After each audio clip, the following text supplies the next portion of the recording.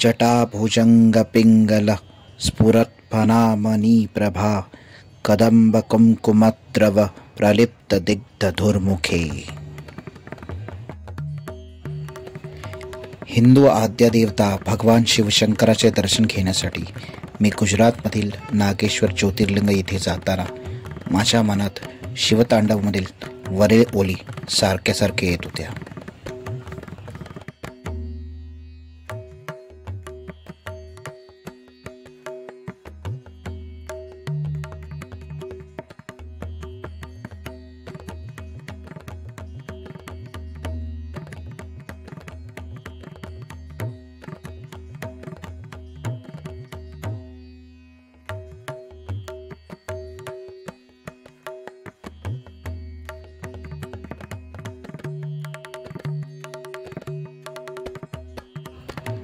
तिथे जाताना रस्त्यामध्येच मला पोरबंदर येथील सुंदर समुद्र किनाऱ्याचे विलोभनीय दर्शन मला झाले.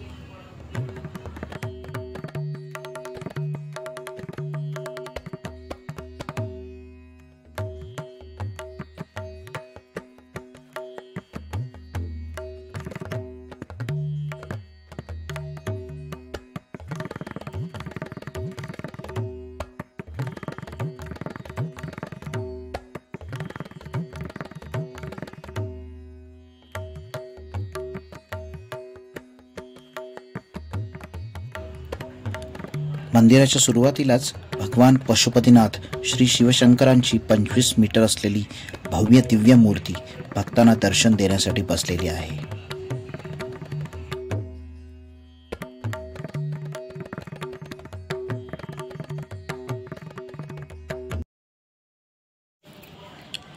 मंदिरात प्रवेश केल्याच भगवान शिवशंकराचे प्रिय भक्त श्री नंदी महाराज यांचे दर्शन आपल्याला होते आणि त्यांच्याबरोबर समोरच श्री नागेश्वर ज्योतिर्लिंगाचे दिव्य दर्शन आपण करू शकतो.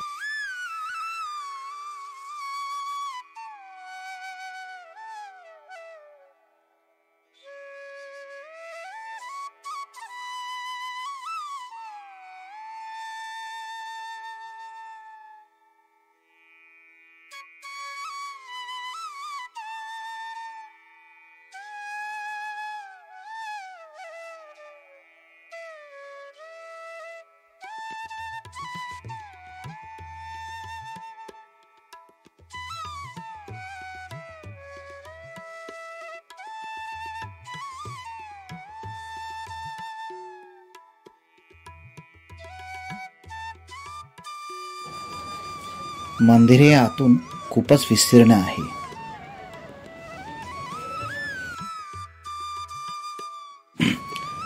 भगवान शिवशंकर आणि मातेश्वरी पार्वती यांनी त्याच्या एका सुप्रिय नामक भक्ताला दारुक नावाच्या राक्षसाकडून वाचवले आणि त्यानंतर भगवान शिव आणि माता पार्वती नाग आणि नागिन यांच्या रूपामध्ये इथे शिवलिंग स्वरूपात निवास करू लागले. इथे दारुक नावाचा राक्षस राहत असल्यामुळे या भागाला दारुकावन असेही संबोधले जाते. पूर्व पुण्याई किंवा नशीब म्हणा, आम्ही तिथे गेल्यानंतर थोड्याच वेळाने आरती सुरुवात झाली.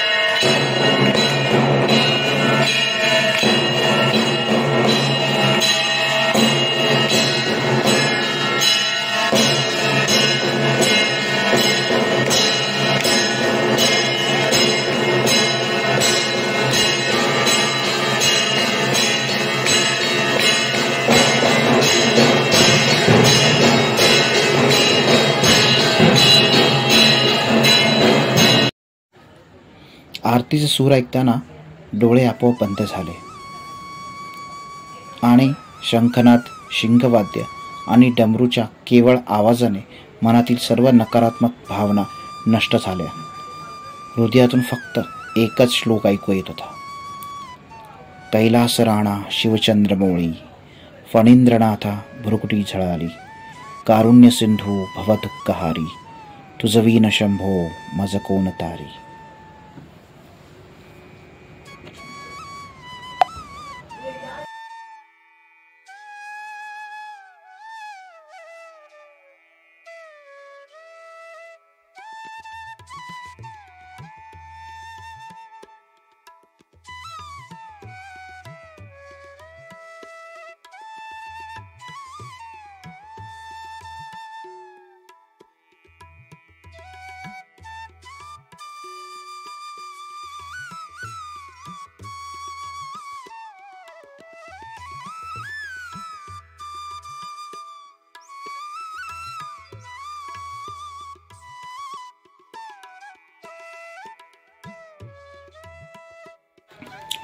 असे म्हणतात की जेव्हा कैलास पर्वतावर श्री देव शंकरांची आरती होते तेव्हा तिथे प्रार्थना प्राप्त करणारे त्रिकोटी देव, दिशारक्षण करणारे अष्टदिक्पाल, अष्टवसू, सप्तर्षी, नक्षत्र मंडळात असलेले पंचमहाभूत असे सर्व तिथे उपस्थित असल्यामुळे तिथले वातावरण पवित्र पावन होते.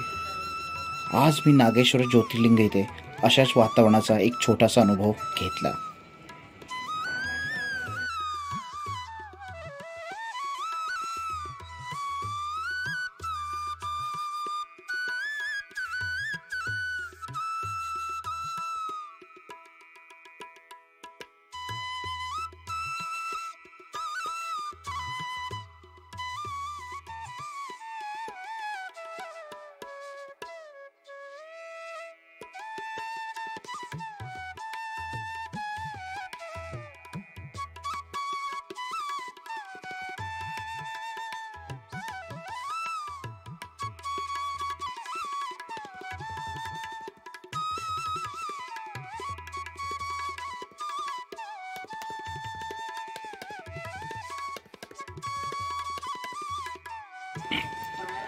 बाय रोड जर तुम्ही इथे येत असाल तर मुंबईपासून तुम्हाला 891 किलोमीटरचे अंतर कापून येता येईल.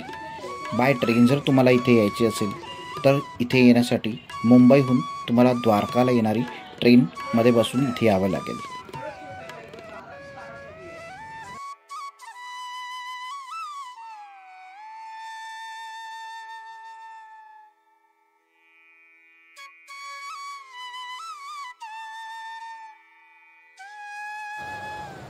आरती करून झाल्यानंतर भगवान शंकराचे मन भरून दर्शन घेतले आणि मग मी बाहेर आलो.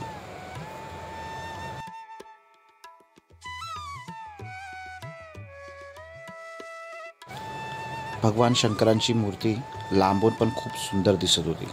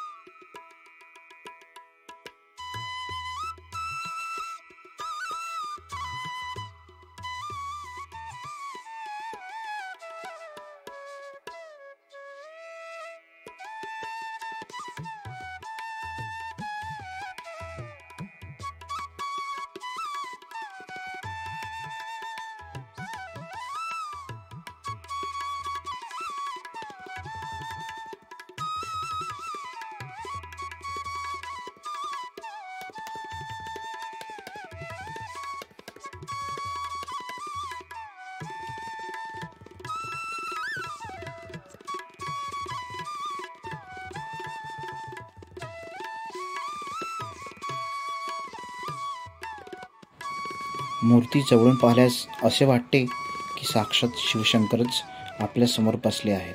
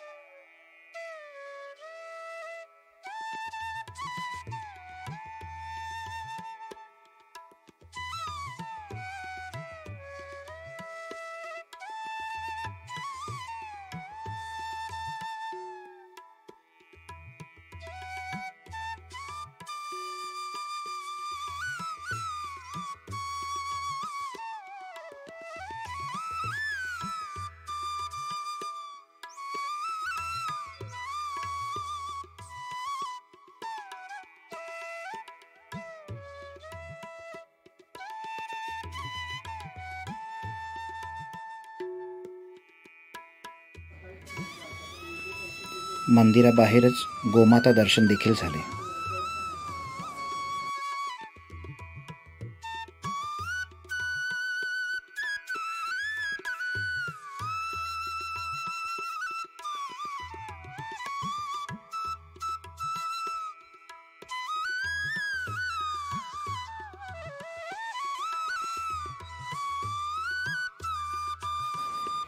आणि अशा प्रकारे नागेश्वर ज्योतिर्लिंगाचे अभूतपूर्व दर्शन मला प्राप्त झाले. श्री नागेश्वर महादेवांची कृपा त्यांच्या सर्व भक्तांना लाभो हीच प्रार्थना मी शिवचरणांशी करतो. तसेच महाशिवरात्रीच्या महान पर्वाच्या सर्व शिवभक्तांना खूप खूप शुभेच्छा. तत्पुरुषाय विद्महे महादेवाय धीमहि तन्नो रुद्र प्रचोदयात्. ओम नमः शिवाय.